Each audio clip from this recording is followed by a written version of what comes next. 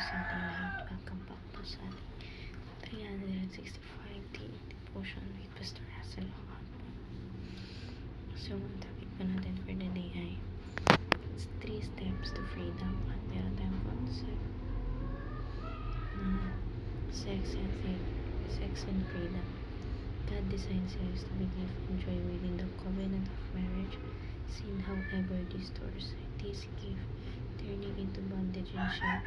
True freedom is not found in including sin, desire, but surrendering them to Christ.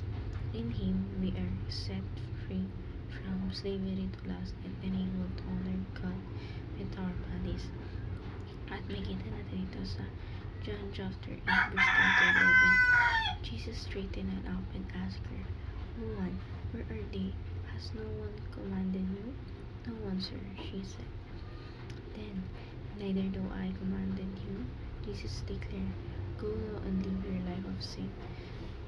Ang Tagalog po, tumayo si Jesus at tinanong ang babae.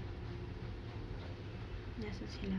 Wala pang humatol sa inyo. Wala pang sinasagot ng babae.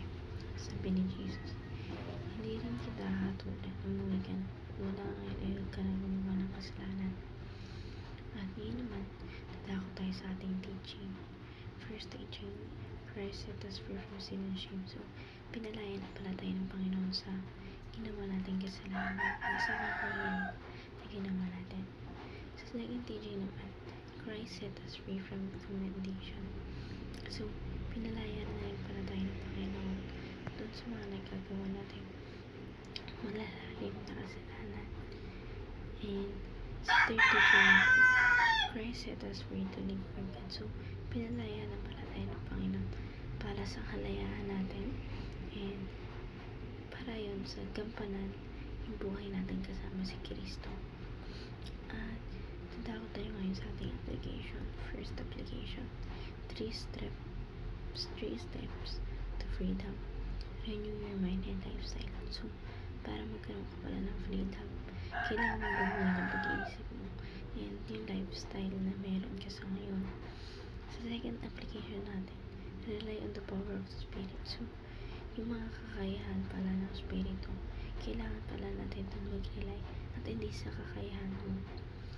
Sa third application naman, revisit the cross of Christ. So, kailangan din pala natin i-visit yung cross na kung saan doon pinakot namatay ang ating Panginoon.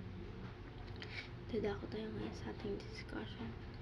What does it mean to experience true freedom in Christ? So, para sa akin, yung mga bagay na yun, na-experience ko siya